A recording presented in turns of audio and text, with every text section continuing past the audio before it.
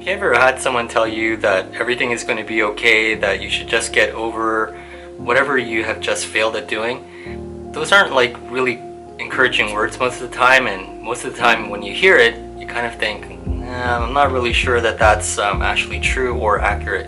Let me tell you a story about how I learned from failure and how it's important to learn from this whole process of failure. It's not pleasant, and it's one of those things that I hope it doesn't happen to you, and whatever you define as failure, I'm hoping that you'll put it into the same context that I did when I was an undergrad. So I was in second year, and I had not had a really great first year. And in my second year, I was required to take this physical chemistry course. And this physical chemistry course was a really tough one. I was lost most of the time in that course. I was kind of hovering around a 56% average in that course. And I knew that I was going to struggle, but I kind of kept quiet about it, and I was really too proud to go and ask for help. I didn't really know who to ask for help. And so this final exam was like looming.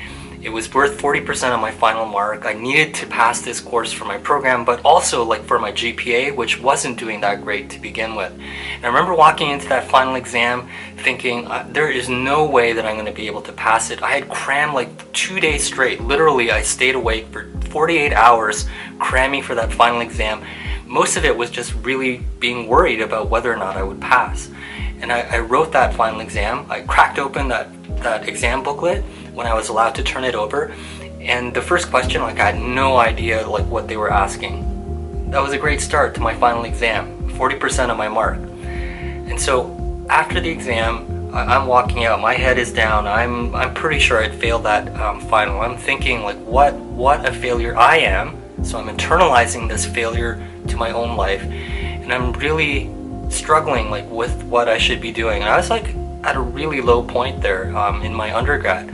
And so back in those days, they actually mailed you your final transcript, so it wasn't available online. It was a physical copy that was mailed to your home, and like I was like always waiting by the mailbox to make sure that I was the first one to actually see it. And then also, like, I just wanted to know, did I pass that course? I was pretty sure I'd passed all my other courses, but I'd never been in a situation where I wasn't sure after walking out of that final if I was going to have to take it again. I was like scared. I was worried, and for about 2 weeks I was kind of like in this state, man, I'm not sure what I should be doing.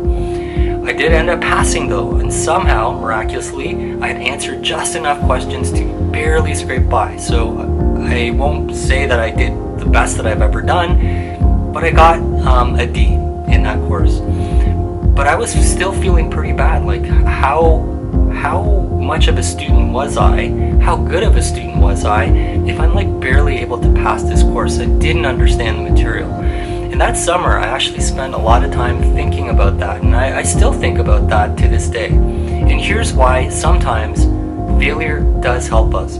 So I internalized that failure in a positive way. So I realized that I needed help.